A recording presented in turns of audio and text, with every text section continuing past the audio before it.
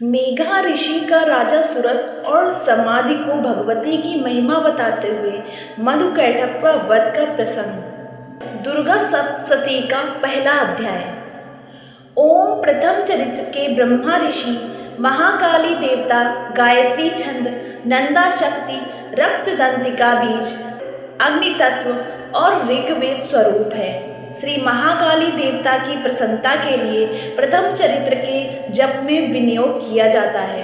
भगवान विष्णु के सो जाने पर मधु और कैटभ को मारने के लिए कमल जन्मा ब्रह्मा जी ने जिनका स्तवन किया था, उन महाकाली देवी का मैं सेवन करता हूँ। वे अपने 10 हाथों में खड़ग चक्र गदा बाण धनुष परिघ शूल भूषंडी मस्तक और शंख धारण करती हैं। उनके 3 नेत्र हैं।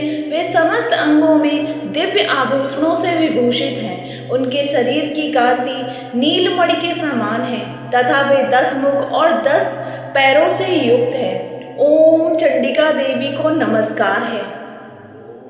मार्केंड जी बोले, सूर्य के पुत्र सांवरी जो 8वें मनु कहे जाते हैं, उनकी उत्पत्ति की कथा विस्तार पूर्वक कहता हूँ, सुनो।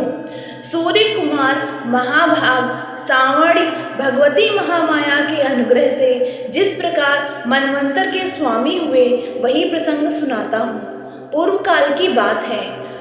स्वरारोचिष मनवंतर में सुरथ नाम के एक राजा थे जो चैत्र वंश में उत्पन्न हुए थे। उनका समस्त भूमंडल पर अधिकार था।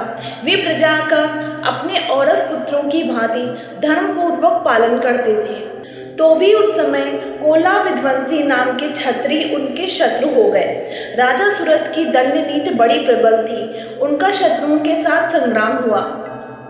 यद्यपि कोला विध्वंसी संख्या में कम थे, तो भी राजा सुरथ युद्ध में उनसे परास्त हो गए। तब वे युद्ध भूमि से अपने नगर को लौट आए और केवल अपने देश के राजा होकर रहने लगे। किंतु वहां भी उन प्रबल शत्रुओं ने उस समय महाभाग राजा सुरथ पर आक्रमण कर दिया। राजा का बल क्षीण हो चला था, इसीलिए उनके दुष्ट बलवान एवं दुरात्मा मंत्रियों ने वहां उनकी राजधानी में भी राजकीय सेना और खजाने को हथिया लिया।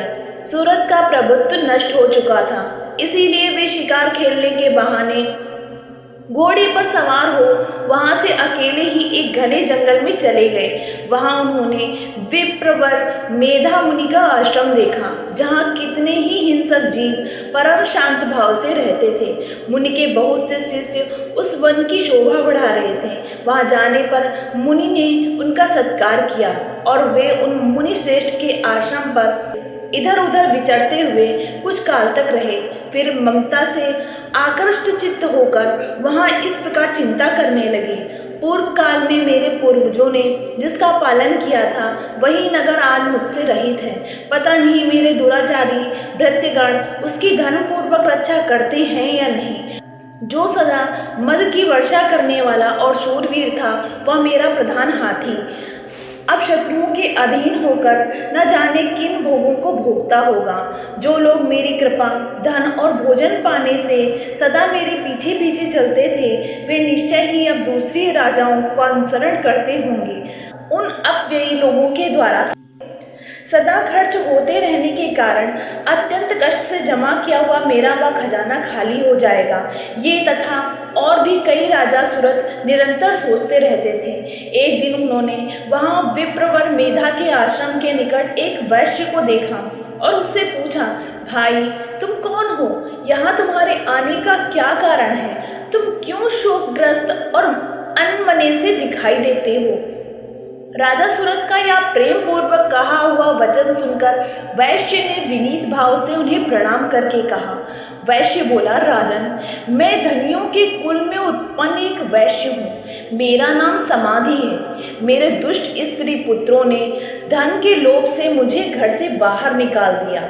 मैं इस समय धन स्त्री और पुत्रों से वंचित हूँ। मेरे विश्वसनीय बंधुओं ने मेरा ही धन लेकर मुझे दूर कर दिया है, इसीलिए दुखी होकर मैं वन में चला आया।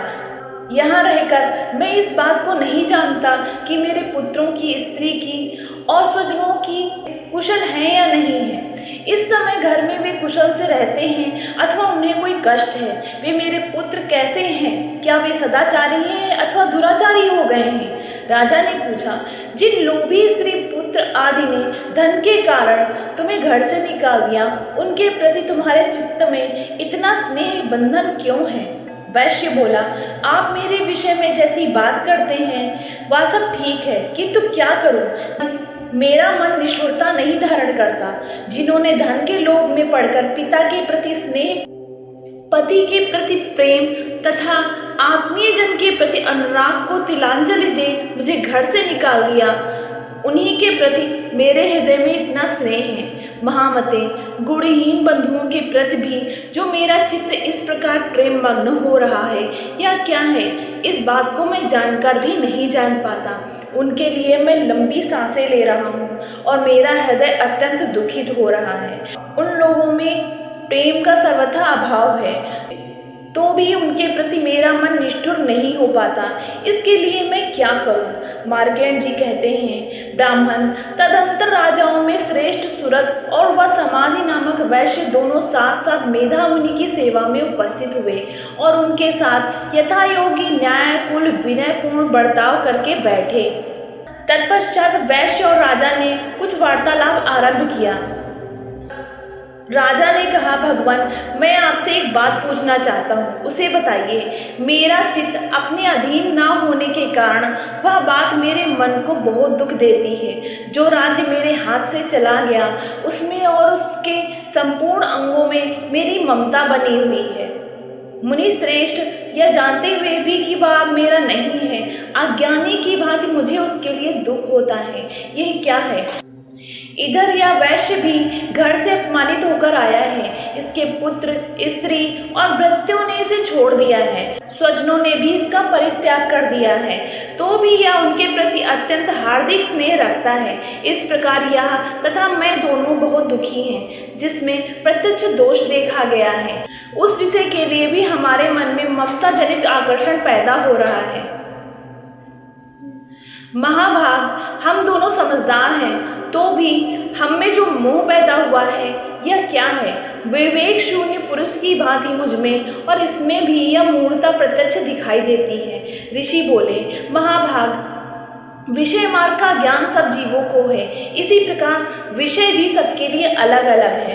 कुछ प्राणी दिन में नहीं देखते और दूसरे रात में ही नहीं देखते, तथा कुछ जीव ऐसे होते हैं जो दिन और रात्रि में बराबर देखते हैं। ये ठीक है कि मनुष्य समझदार होते हैं, किंतु केवल वे ही ऐसे नहीं होते। पशु पक्षी तथा मृग आदि सभी प्राणी समझदार होते हैं। मनुष्यों की समझ भी वैसी ही होती है जैसी उन मृग और पक्षियों की होती है, तथा जैसे मनुष्यों की होती है वैसे ही उन मृग पक्षी आदि की होती है।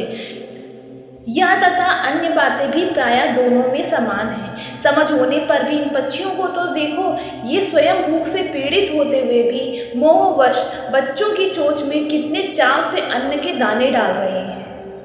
नरश्रेष्ठ, क्या तुम नहीं देखते कि ये मनुष्य समझदार होते हुए भी लोभवश अपने किए हुए उपकार का बदला पाने के लिए पुत्रों की अभिलाषा करते हैं? यद्यपि उन सब में समझ की कमी नहीं है, तथापि वे संसार की स्थिति बनाए रखने वाली भगवती महामाया के प्रभाव द्वारा ममतामय भवन से युक्त मोह के गहरे गर्त में गिराए गए हैं। इसीलिए इसमें आश्चर्य नहीं करना चाहिए। जगदीश्वर भगवान विष्णु की योग निद्रा रूपा जो भगवती माया है, उन्हीं से यह जगत मोहित हो रहा है। वे भगवती महामाया देवी ज्ञानियों के भी चित्त को बलपूर्वक खींचकर मोह में डाल देती हैं। वे ही संपूर्ण चराचर जगत की सृष्टि करती हैं तथा वे ही प्रसन्न होने पर मनुष्यों की मुक्ति के लिए वरदान देती हैं। वे ही परा विद्या, संसार बंधन और मोक्ष की हेतु भूता सनातनी देवी तथा संपूर्ण ईश्वरों की भी अधीश्वरी हैं। राजा ने पूछा, भगवान, जिन्हें आप महामाया कहते हैं वे देवी कौन हैं? ब्राह्मण, उनका आविर्भाव कैसे हुआ तथा उनके चरित्र कौन कौन है? ब्रह्मवेत्ताओं में श्रेष्ठ महर्षि उन देवी का जैसा प्रभाव हो, जैसा स्वरूप हो और जिस प्रकार प्रादुर्भाव हुआ, वह सब मैं आपके मुख से जानना चाहता हूँ। ऋषि बोले, राजन, वास्तव में तो वे देवी नित्य स्वरूपा हैं। संपूर्ण जगत उन्हीं का रूप है तथा उन्होंने समस्त विश्व को व्याप्त कर रखा है। तथापि उनका प्राकट्य अनेक प्रकार से होता है, वह मुझसे सुनो।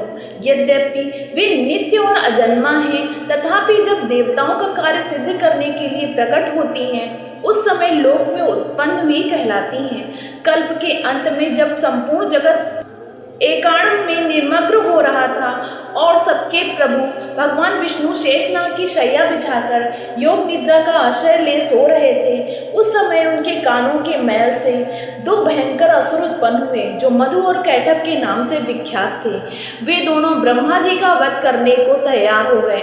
भगवान विष्णु के नाभि कमल में विराजमान प्रजापति ब्रह्मा जी ने जब उन दोनों भयानक असुरों को अपने पास पाया और भगवान को सोया हुआ देख, तब एकाग्रचित होकर उन्होंने भगवान विष्णु को जगाने के लिए उनके नेत्रों में निवास करने वाली योग निद्रा का स्तवन आरंभ किया, जो इस विश्व की अधीश्वरी जगत को धारण करने वाली, संसार का पालन और संहार करने वाली तथा तेज स्वरूप भगवान विष्णु की अनुपम शक्ति है। उन्हीं भगवती निद्रा देवी की भगवान ब्रह्मा स्तुति करने लगे।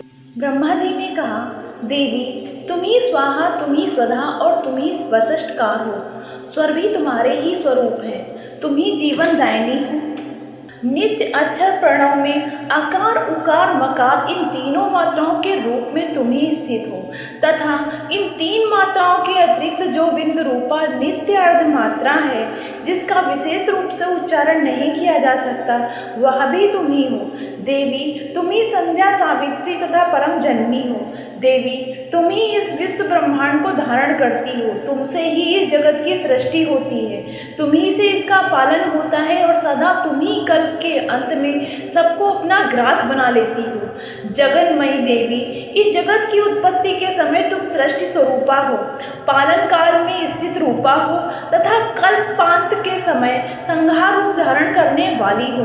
तुम ही महाविद्या, महामाया, महामेधा, महास्मृति, महामोह रूपा महादेवी और महासुरी हो। तुम ही तीन गुणों को उत्पन्न करने वाली सबकी प्रकृति हो। भयंकर काल रात्रि, महारात्रि और मोह रात्रि भी तुम ही हो। तुम ही श्री, तुम ही ईश्वरी, तुम ही और तुम ही बोध स्वरूपा बुद्धि हो। लज्जा, पुष्टि, तुष्टि, शांति और क्षमा भी तुम ही हो। तुम खड़ग धारणी, सूल धारणी, घोर रूपा तथा गदा, चक्र, शंख और धनुष धारण करने वाली हो। बाण, भुषुंडी और परिख ये भी तुम्हारे अस्त्र हैं। तुम सौम्य और सौम्यतर हो। इतना ही नहीं, जितने भी सौम्य और सुंदर पदार्थ हैं, उन सबकी अपेक्षा तुम अत्यधिक सुंदरी हो। पर और अपर सबके परे रहने वाली परमेश्वरी तुम ही हो। सर्वस्वरूपी देवी, कहीं भी सत असत रूप जो कुछ वस्तुएं हैं, उन सबकी जो शक्ति है वह तुम ही हो। ऐसी अवस्था में तुम्हारी स्तुति क्या हो सकती है? जो इस जगत की सृष्टि, पालन और संहार करते हैं, उन भगवान को जब तुमने निद्रा के अधीन, तब तुम्हारी स्तुति करने में यहाँ कौन समर्थ हो सकता है? मुझको, भगवान शंकर को तथा भगवान विष्णु को भी तुमने ही शरीर धारण कराया है, अतः तुम्हारी स्तुति करने की शक्ति किसमें है? देवी तुम तो अपने इन उदार प्रभावों से ही प्रशंसित हो। ये जो दोनों दुर्धर्ष असुर मधु और कैटभ हैं, इनको मुंह में डाल दो और जगदीश्वर भगवान विष्णु को शीघ्र ही जगा दो। साथ ही इनके भीतर इन दोनों महान असुरों को मार डालने की बुद्धि उत्पन्न कर दो। ऋषि कहते हैं, राजन, जब ब्रह्मा जी ने वहाँ मधु और कैटभ को मारने के उद्देश्य से भगवान विष्णु को जगाने के लिए तमोगुण की अधिष्ठात्री देवी योग निद्रा की इस प्रकार स्तुति की, तब वे भगवान के नेत्र, मुख, नासिका, बाहु, हृदय और वक्ष स्थल से निकलकर अव्यक्त जन्मा ब्रह्मा जी की दृष्टि के समक्ष खड़ी हो गई। योग निद्रा से मुक्त होने पर जगत के स्वामी भगवान जनार्दन उस एकावन के जल में शेषनाग की शैया से जाग उठे। फिर उन्होंने उन दोनों असुरों को देखा। वे दुरात्मा मधु और कैटभ अत्यंत बलवान तथा पराक्रमी थे और क्रोध से लाल आंखें किए ब्रह्मा जी को खा जाने के लिए उद्योग कर रहे थे। तब भगवान श्री हरि ने उठकर उन दोनों के साथ 5000 वर्षों तक केवल बाहु युद्ध किया। वे दोनों भी अत्यंत बल के कारण उन्मत्त हो रहे थे। इधर महामाया ने भी उन्हें मुंह में डाल रखा था। इसीलिए वे भगवान विष्णु से कहने लगे, हम तुम्हारी वीरता से संतुष्ट हैं, तुम हम लोगों से कोई वर मांगो। श्री भगवान बोले, यदि तुम दोनों मुझ पर प्रसन्न हो तो अब मेरे हाथ से मारे जाओ। बस इतना सा ही मैंने वर मांगा है, यहाँ दूसरे किसी वर से क्या लेना है। ऋषि कहते हैं, इस प्रकार धोखे में आ जाने पर जब उन्होंने संपूर्ण जगत में जल ही जल देखा, तब कमल नयन भगवान से कहा, जहाँ पृथ्वी जल में डूबी ना हो, जहाँ सूखा स्थान हो, वहीं हमारा वध करो। ऋषि कहते हैं, तब तथास्तु कहकर शंख चक्र और गदा धारण करने वाले भगवान ने उन दोनों के मस्तक अपनी जांघ पर रखकर चक्र से काट डाले। इस प्रकार ये देवी महामाया ब्रह्मा जी की स्तुति करने पर स्वयं प्रकट हुई थी। अब पुनः तुमसे उनके प्रभाव का वर्णन करता हूँ, सुनो।